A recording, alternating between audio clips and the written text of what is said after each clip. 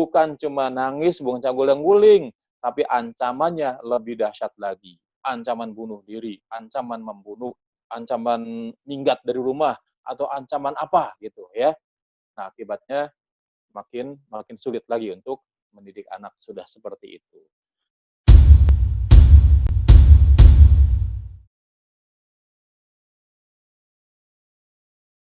Assalamualaikum warahmatullahi wabarakatuh. Subhanallah, alhamdulillah, wala ilaha illallah, Allahu akbar. Allahumma sholli wa sallim wa barik ala Muhammad wa ala alihi wa ashabi ajmain, amma ba'du. Alhamdulillah, segala puji hanya milik Allah tentunya. Saat ini kita bisa diberikan nikmat, salah satunya adalah nikmat sehat, nikmat kesempatan. Kita sehat bisa bertemu di forum ini, kita punya kesempatan bisa bertemu di majelis ilmu ini. Karena berapa banyak orang yang saat ini sedang sakit, tidak bisa bergabung di forum ini. Berapa banyak orang yang saat ini sedang sibuk, tidak punya kesempatan, tidak bisa bergabung di forum ini. Nah, saat ini nikmat Allah telah diberikan kepada kita, sehingga kita bisa hadir di forum, di majelis ilmu ini. Nah, tentunya walaupun ini di dunia maya ya, secara virtual ini tidak mengurangi keberkahan, tidak mengurangi pahala majelis ilmunya. Yuk kita sama-sama mulai dengan bacaan basmalah. Bismillahirrahmanirrahim. Baik, langsung saja kita coba hari ini ataupun pagi ini kita sama-sama menyimak materi dari Ustadz Bambang Setiawan. Materi tentang apa? Cara cepat tidak mudah marah dalam mendidik anak. Ini materi kita banget nih bagi orang tua yang suka marah, termasuk saya. Baik, langsung saja Bapak Ibu, kita beri tepuk tangan di rumah masing-masing dengan semangat untuk Pak Bambang. Woi, silakan Pak Bambang. Masya Allah. Assalamualaikum warahmatullahi wabarakatuh. Assalamualaikum warahmatullahi wabarakatuh.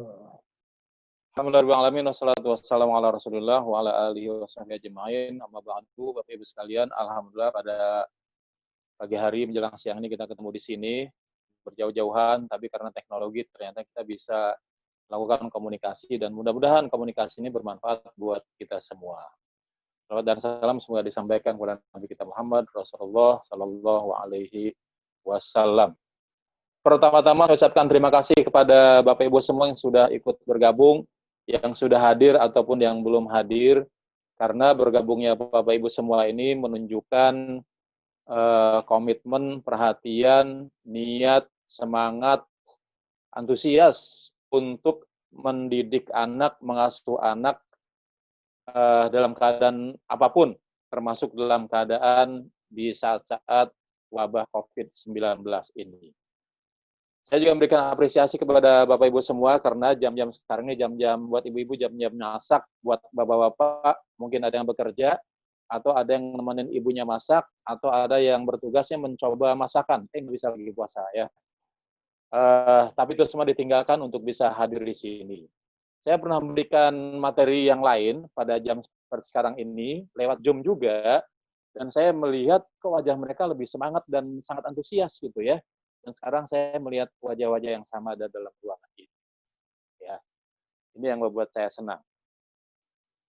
Bapak sekalian, pasti terkesan apa ya lihat judul ini? Cara agar tidak mudah marah saat mendidik anak. Berarti ada pertanyaan-pertanyaan dong. Kalau gitu mendidik anak nggak boleh marah dong ya? Boleh nggak marah sama anak? Kalau nggak boleh marah, ya terus apa yang harus dilakukan kalau anak melakukan hal-hal yang tidak baik? Masa kita diamkan saja? Tapi kalau marah, apa akibatnya gitu? Nah ini bahaya juga ya, apa akibatnya? Oleh karena itu, ya perlu teknik-teknik tertentu untuk bisa menangani masalah marah dan tidak marah ini. Basic saya adalah ilmu-ilmu NLP, Neuro Linguistic Programming, dan hipnoterapi. Aktivitas saya adalah trainer, memberikan training di beberapa tempat. Tapi ada aktivitas yang lain, yaitu sebagai sekretaris Yayasan Thoriq bin Ziyad. Mungkin di sini ada orang tua murid Thoriq bin Ziyad ikutan.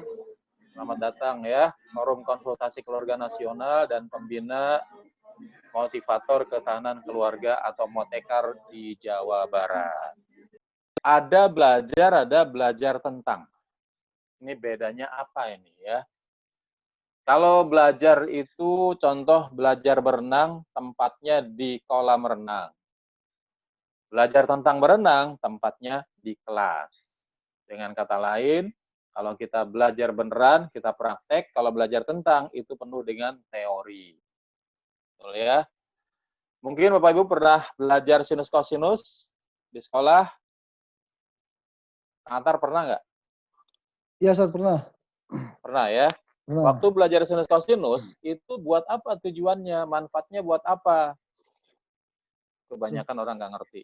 Betul nggak? Betul sekali, Ustaz. Tapi ulangannya bagus hasilnya? Bagus. Lulus buktinya kan? Tapi setelah itu udah tahu manfaatnya apa belajar sinus kosinus? Belum tahu juga. Itu ya belajar tentang ya. Nah, belajar parenting ini adalah belajar beneran yang harus dipraktekkan, bukan hanya belajar tentang. Baru kita dapat hasilnya. Kok bisa dipraktekkan? Insya Allah materi ini materi yang tidak banyak teori, langsung praktek, praktis ya. Oke, oleh karena itu siapkan gelas pikiran, kosongkan, jangan kosongkan pikiran ya, nggak punya pikiran nanti. Maksudnya siap untuk menerima informasi dan ilmu. Nah, ini ya, bahan berbagi saya sekarang ini ya. Yang pertama nih, pengantarnya nih ya. Materi ini disampaikan untuk tujuan praktis. Digunakan oleh para orang tua, terutama seorang ibu ketika berinteraksi dengan anak. Ayah juga bisa. Fokus materi ini pada solusi, pada langkah-langkah, tips, how to, atau apa yang harus dilakukan. Referensi yang digunakan adalah Neuro-Linguistic Programming. Sebetulnya materi ini sudah dalam ajaran Islam sudah ada banyak. Misalnya ya, hadis Rasulullah yang banyak dihafal oleh anak-anak. Apa tuh? Yang belakangnya walakal jannah, depannya la taghdab. La taghdab wa lakal jannah. Udah dikasih tahu itu. Apa kan anak-anak kan? Jangan Iya. marah, niscaya surga bagimu. Nah, itu jangan marah itu. Terus kisah Ali bin Abi Thalib waktu berduel dalam suatu peperangan, ya. Nama nama lawannya siapa? Amir bin Abdul Wad kalau nggak salah ya. Itu duel tuh. Uh, duel Ali bin Abi Thalib melawan beliau ya, Amir bin Abdul Wad. Sebelumnya Rasulullah menawarkan itu, siapa yang berani melawan Amir bin Abdul Wad? Nggak ada yang maju. 3 kali nggak ada yang maju. Nah, 3 kali Ali ngacung terus. Pada saat ngacung pertama, Rasul bilang, kamu masih kecil, jangan dulu, yang lain dulu gitu ya. 3 kali nggak ada yang maju, akhirnya Ali yang melawan. Nah, terjadilah duel antara Ali dan Amir bin Abdul Wad. Ketika berantem, duel, posisi Ali udah di atas. Pedang Ali udah di paha si musuhnya. Wajah Ali mendekat ke wajah musuhnya. Tiba-tiba musuhnya itu meludahin Ali. Ya, tapi pada saat meludahin Ali, malah Ali bin Abi Thalib perlahan-lahan mundur gitu, menjauh. Para sahabat udah ngomong-ngomong aja itu, ini udah ngeludahin, bukannya sekalian dibunuh gitu, bunuh aja, bunuh aja. Tapi kata Ali enggak. Kenapa kata Ali? Jawabannya, karena kalau saya lagi marah, nanti ya perangnya bukan karena Allah, tapi karena ego sendiri. Tunggu sampai saya reda marahnya, kemudian saya berperang lagi. Insya Allah ya, dalam keadaan perang aja masih memikirkan ego, emosi, ego diri sendiri, tetap niat ikhlas seperti itu. Mendidik anak bukan perang. Anak kita masa musuh kita sih? Terus anak kita jadi marah karena ulah anak kita? Ya bolehlah sebagai manusia ya. Oleh karena itu ada caranya bagaimana agar tidak mudah marah dalam mendidik anak. Begitu ya. Ada lagi cara-cara yang lain. Kalau marah, maka marah kita lagi berdiri, duduk. Duduk marah juga, berwudu. Nah, itu udah caranya. Jadi silakan bahas itu dalam tinjauan ajaran Islam, tapi sekarang forumnya adalah saya memberikan kontribusi dengan pendekatan NLP bisa membantu kita untuk tidak mudah marah dalam waktu cepat. Ya, baik. Tema ini sangat berarti lagi pada saat ada wabah COVID ini. Ya, dampaknya kan banyak. Di antaranya adalah anak belajar di rumah. PR-nya banyak. Orang tua ngajarin anak. Saking susahnya PR, orang tuanya stres. Banyak PR, stres juga. Kalau udah stres kan bawaannya marah melulu. Kalau nggak marah, kesel. Betul nggak? Mudah-mudahan enggak ya. Nah, bagaimana caranya itu menanganinya ya? Akhirnya terjadilah komunikasi antara ortu dan anak yang tidak normal. Komunikasinya kalau ketemu, ya teriak-teriak melulu, marah-marah melulu. Saat waktunya belajar adalah saat-saat yang siap untuk menghadapi ketegangan. Apalagi orang tuanya sangat fokus dengan pendidikan anaknya ya. Artinya anaknya itu harus begini, harus begini. Maka yang ditanyakan orang tua itu seringkali 5 hal ini. Sudah makan belum? Mandi dulu, sudah sore. Sudah sholat belum? Belajar yang benar. Jangan main HP melulu. Waduh, banyak banget tuh perintah-perintahnya ya. Besok-besok ketemu lagi, nanya itu lagi, nanya itu lagi. Sampai-sampai pola tanya orang tuanya ketahuan sama anak-anaknya. Pada saat si kakak dan adik berdua lagi bermain, kemudian orang tuanya datang, ibunya datang. Ketika ibunya datang di siang hari itu, kakak bilang, "Dek, ibu datang." Pasti nyuruh makan. Nak, makan dulu. Nah, itu lagi gitu ya. Jadi bikin jenuh, bosen ya. Terus pertanyaannya bagaimana seandainya kalau ternyata anaknya malas makan atau tidak mau makan? Bagaimana perasaan orang tua jika anaknya malas mandi atau berlama-lama untuk sholat, malas belajar, main HP melulu? Gimana tuh perasaan orang tua? Ada orang tua lapor ke saya, "Pak, saya udah melakukan apapun dalam mendidik anak. Udah semua, Bu. Udah semua. Yakin udah semua? Udah semua. Cara apa aja yang dilakukan, Bu? Udah. Cara halus sudah, cara kasar sudah. Ada lagi nggak? Nggak ada." Nah, itu. Jadi kekurangan cara orang tua dalam mendidik anak menyebabkan anaknya tidak berubah. Sementara cara anak dalam minta-minta ke orang tua banyak caranya. Apa cara anak minta ke orang tua? Pertama, minta baik-baik. Betul ya? "Bu, minta HP dong, minta laptop dong." Atau kalau anak kecil, "Minta jajan dong," gitu ya. "Minta jajan dong," gitu. Nah, itu awalnya, baik-baik, tapi kemudian, "Udah, kamu udah beli juga, kamu udah beli boneka." Terus anaknya, "Tapi bonekanya lain ini mah," gitu. "Udah, sama aja," kata ibunya. Udah gitu wajahnya berubah si anaknya, jadi cemberut.